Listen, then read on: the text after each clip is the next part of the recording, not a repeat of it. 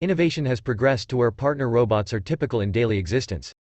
To keep away from any difficulty, the robots have been modified with the 3 laws of mechanical technology.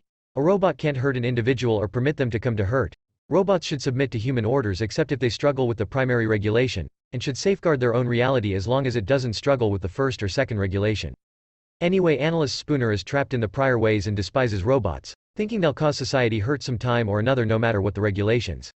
He generally awakens in the wake of having a bad dream of a young lady suffocating in a vehicle while a robot crushes the window close to him, which leaves him in a terrible mood. One morning, Spooner will work when he sees a robot taking off with a satchel. Believing it's a burglary, Spooner orders it to stop, but the robot disregards the request and Spooner begins pursuing it. At the point when he at long last will handle it, Spooner is surprisingly to find the robot had just gotten the handbag its proprietor had forgotten at home, which contained her inhaler. Spooner understands this had been a health-related crisis as everybody around him passes judgment on him for figuring a robot could perpetrate a wrongdoing. Later at the police headquarters, different police make fun of Spooner, and his supervisor Bergen scold him for his distrustfulness. Bergen figures it very well might be too early for Spooner to come to work after his accident, yet Spooner swears he's fine. At that point Spooner gets a call about a case and races to the USR, the organization that forms the robots. One of the prime supporters, Specialist Lanning, has been found dead, and since he tumbled from his lab, everybody accepts he finished things for himself. He abandoned a visualization that unequivocally requests Spooner to take his case, however it can't give more data without the right inquiries. Spooner was a companion of Lanning's and doesn't think would have done this to himself, so he keeps on examining. Next he meets with Mr. Robertson, CEO and other prime supporter of USR. Robertson is crushed by Lanning's passing and has only recognition for the specialist. He additionally offers his assistance in anything the police might require. Anyway, Spooner acts like a cunt in light of his robot disdain and disturbs Robertson Raider severely prior to leaving. At the lift, Spooner meets robot clinician Susan, who worked with Lanning and realized that the specialist hadn't had human contact in some time, favoring the organization of robots instead. Regardless, she actually doesn't think he was the sort to end things like that. Then Spooner asks Dot for the observation film, so Susan makes sense of that reconnaissance strips are all around the structure and associated with the USR's focal working center, which is overseen by an AL known as Vicky. Spooner requests Vicky for film from Lanning's research facility, yet the recording has been ruined, so Spooner goes to check out at the lab himself. At the lab, Spooner tracks down bunches of exploratory models and is nauseated to hear that here they work to make the robots more human. There's likewise a Hansel and Gretel book on the work area. The opening through which Lanning fell is very large, so Spooner attempts to do likewise on the other window and scarcely scratches the security glass, meaning a senior man like Lanning could never have broken it by the same token. Persuaded a robot killed Lanning, Spooner starts glancing around, overlooking Susan's fights that it is beyond the realm of possibilities. In the end, Spooner is legitimized when he sees as a robot concealing in a container of parts. The robot is a NS5, the most recent model that hasn't been delivered at this point, and it leaps out of the case to take Susan's firearm. Some way or another it can overlook the request to deactivate and attempts to take off, yet when Vicky shuts the entryways, the robot leaps through the window instead. Susan surmises the robot will need to fix itself and she and Spooner go to the advanced mechanics factory, where a large number of NS5s are trusting that their programming will be done.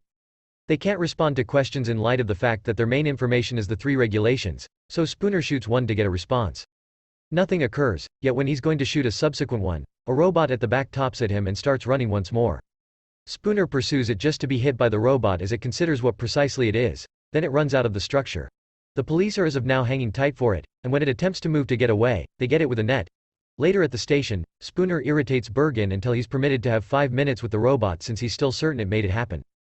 During the cross-examination, the robot shocks everybody by saying it has a name, Sunny, yet it likewise swears it didn't kill Lanning. It concealed in the lab since it had felt dread, and when Spooner calls attention to robots don't have feelings, Sunny says that Lanning tested to give it feelings in dreams. Spooner imagines that examination turned out badly and made Sunny kill Lanning, which drives Sunny crazy and it crushes its fits on the table. Sunny makes sense of that before his death. Lanning had become terrified and that he asked Sunny for some help, so Sunny complied with that request out of adoration for his maker. Tragically, the cross-examination is intruded on by Robertson and his multitude of legal counselors, who protect the organization and remind the police that robots can be accused of murder. They'll take Sunny for decommissioning and leave the case delegated a modern accident. Afterward, Spooner and Bergen go out for a drink and Spooner can't quit pondering why Robertson was so prepared to obliterate a high-level robot like Sunny. He additionally asks why Sunny didn't kill him whenever it got the opportunity. Bergen brings up that Spooner had been the ideal person for the gig on the grounds that he would have pursued a robot as a potential suspect, and Spooner understands that is the reason Lanning requested him explicitly, and that implies he's doing great. Needing to know why Lanning had been scared, Spooner visits the specialist's unwanted domain. Outside there's a destruction robot, which is modified to obliterate the home the following day. Inside the mansion, Spooner finds the USR's reconnaissance strips, an image of Lanning with Susan, and the specialist's unfortunate feline. Abruptly, the destruction robot initiates and starts crushing through the walls as though explicitly pursuing Spooner, who rapidly snatches the feline and goes through the house. Subsequent to taking shots at the entryway, he hops directly through and lands securely in a pool. Minutes later, Spooner appears at Susan's and explains Lanning's home looked as though no one had been there in weeks, which demonstrates somebody may have been watching the specialist and perhaps kept him detainee in his lab. His ongoing hypothesis is that Lanning found an issue with the robots like Sonny, and Robertson quieted him. Susan actually thinks Spooner is jumpy and that he couldn't care less about Lanning, he simply needs to demonstrate robots are terrible. At that point, Spooner sees Susan has a NS5 at home, so he chooses to leave. However, first he gives Susan the image he found to demonstrate he wants to think about it. The following morning, Spooner sees that old working robots are gradually being supplanted by NS5s, which concerns him. Then, at that point, he visits his grandma Gigi to leave the feline with her, and he's crushed to see she's gained a NS5 to assist her with her tasks as well. Before he leaves, Gigi recollects the day Spooner was just a small child leaving bread scraps all over, and this helps Spooner to remember the Hansel and Gretel book he saw. A short time later, Spooner goes to the station and starts watching old accounts of Lanning to follow the bread pieces the specialist may have left for him. Spooner believes that Lanning saying robots will have dreams and maintain mysteries one day is a major piece of information. In the interim at the USR, Susan plans Sonny for decommissioning, which is planned for the next day. Sonny shares that he's been dreaming and that he doesn't want to die, and such emotional reaction makes Susan start questioning what she accepts as valid. In a little while, Spooner is in his vehicle when he asks Vicky for admittance to Lanning and Robertson's last 50 messages. Vicky gives him clearance, but she additionally covertly enlightens Robertson since those were his orders. When Robertson sees Spooner as yet jabbing at the case, he sends new requests to manage him. Unexpectedly, Spooner finds his vehicle encompassed by 2 trucks containing an entire multitude of NS5s, who leap out to go after him. Spooner utilizes his firearm and bunches of insane heading to dispose of the robots, and when he figures out how to move around the trucks, he makes them run into one another. This likewise makes his own vehicle begin turning and he winds up crashing as well. While cleaning robots quickly start dealing with the catastrophe, Spooner emerges from his vehicle in a fairly lightheaded state, just for his vehicle to come after him unexpectedly. It was tossed by a robot that is as yet working and comes after Spooner once more, beginning a wild hand-to-hand battle. Subsequent to trading a couple of hits, Spooner utilizes his arm to protect himself and it gets injured, it uncovering that is really a prosthetic. Presently the fact of the matter is out, Spooner assaults the robot with his metal arm, making it run and plunge into a fire. At that point the police show up and Spooner lets Bergen know what occurred, yet Bergen saw no trucks or robots in the passage. Subsequently he doesn't trust him. Spooner flies off the handle that Bergen takes his identification for the present. Meanwhile, Susan finds Sonny has a thicker combination than ordinary and isn't associated with Vicky, and when she checks its mind, she's stunned by what she sees. Minutes after the fact, Spooner's at his loft covering his prosthetic with a unique splash when Susan out of nowhere appears. She makes sense of Sonny has 2 minds, and the subsequent one permits it to overlook the 3 regulations that the first has. They consent to cooperate, however first Spooner needs to change. This permits Susan to see the scars that show he has a mechanical prosthetic. This is the means by which Spooner met Lanning. The specialist saved his life by giving him an entire arm, a lung, and a few ribs. Then Spooner shares the entire story behind his accident. A driver nodded off at the worst possible time and his semi-truck hit Spooner's and a family vehicle, sending them into the waterway. The dad passed on quickly, however the girl got caught. Spooner figured no one would make do, however at that point a robot appeared and decided to help him rather than the young lady like Spooner asked him to. It turns out the robot did an estimation that showed Spooner had a 45% opportunity of endurance, yet the young lady just had 11%, that is the reason it picked the young lady. For this reason Spooner can't stand robots. Math shouldn't pick who lives or passes on, that is excessively cold. A youngster ought to continuously start things out.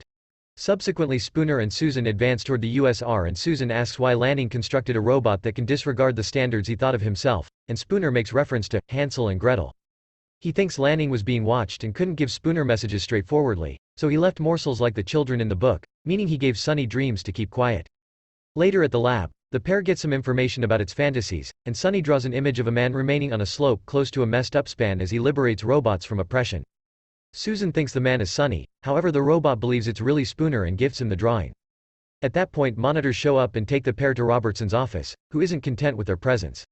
They educate him regarding Sonny and request reality, so Robertson uncovers he additionally had some awareness of Sonny and that is unequivocally the thing he's attempting to fix. During the last days of his life, Lanning was ending up being progressively upset, and Robertson doesn't have the foggiest idea why he assembled Sonny. In any case, he realizes he should obliterate this one robot before individuals lose confidence in every one of them. Spooner brings up all the NS5's experience difficulty, yet Robertson denies it and reminds Susan that one insane robot shouldn't obliterate all that they've buckled down for. Susan concurs and vows to annihilate Sonny herself. Baffled, Spooner gets back to his office and starts exploring Sonny's drawing, finding Robertson and Lanning gave a discourse they're certain a long time back. At the lab, Susan prepares to infuse Sonny with nanites to annihilate it, yet she starts faltering when Sonny inquires as to whether it will hurt. In a little while Robertson associates his camera to the lab and sees how Susan applies the infusion to Sonny's oblivious body. In the meantime Spooner goes to the messed up extension and finds the region loaded with holders with old robot models. At the highest point of the slope, Spooner takes out Lanning's visualization and the specialist makes sense of the 3 regulations would just prompt one result: upheaval. Out of nowhere Spooner hears a commotion and goes to examine, just to find a lot of NS5s has shown up to end the old models for being viewed as unsafe. At the point when they see Spooner they start pursuing him, however the more seasoned models identify a human at serious risk and battle to safeguard him, permitting Spooner to get away. At Susan's loft, her robot hears Spooner leaving a message on her replying mail cautioning her about what he recently saw, and the robot erases it. Susan sees this by looking from the washroom and presently is frightened of her buddy. Meanwhile Gigi attempts to take off from her home to go to chapel, yet her robot makes her visit inside for her own security. Downtown, a truck delivers a multitude of NS5s in the city, and the robots advise the residents to return home since they're presently under time limit.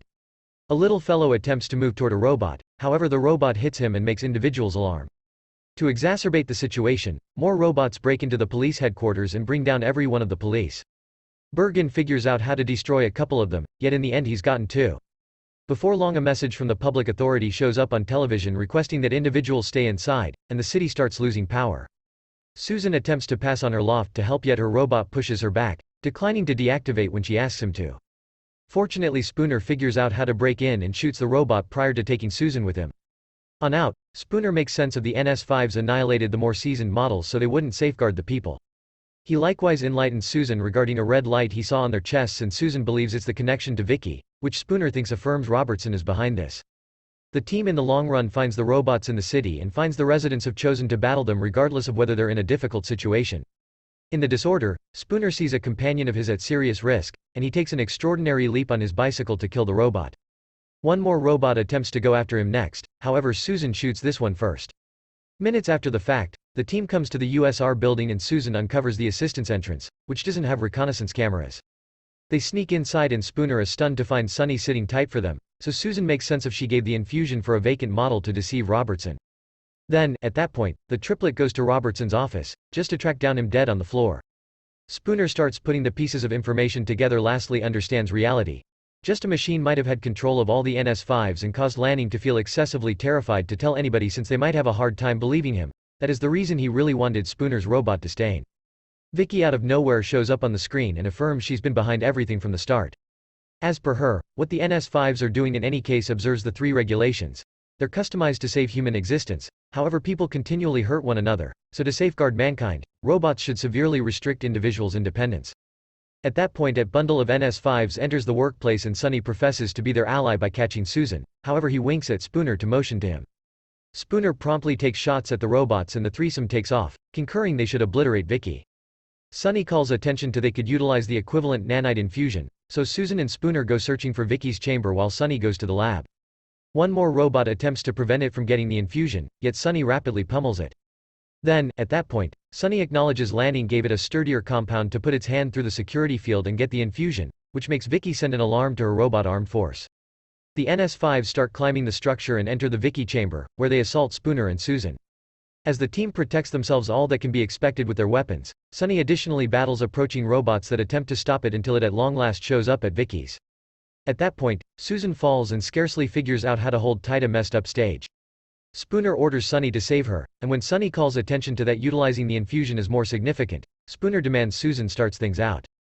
Sonny utilizes his second cerebrum to overlook the regulations and tosses the infusion at Spooner prior to bouncing in to save Susan without a moment to spare. Spooner additionally leaps to get the infusion and utilizations his prosthetic to slide down Vicky's center, where he infuses the nanites directly into her mind. Quickly the power gets back to the city and the NS5s lose the red light, permitting them to help people once more. Toward the beginning of the day, all the NS5s are removed for report incapacity. Susan actually doesn't have the foggiest idea about why Vicky killed Lanning, yet Spooner brings up it wasn't her. Sonny at long last lets it out made it happen, yet Lanning asked it to so he could get away from Vicky's control. He likewise had requested the robot to stay quiet about it. Spooner apologizes for his bias and vows not to tell the police. Then, at that point, he and Sonny shake hands as they acknowledge to be companions. In a little while, Sonny appears at the highest point of the slope, very much like in its fantasy. All the NS5s that are going into stockpiling quit complying to respect Sonny. It is their genuine future to understand this.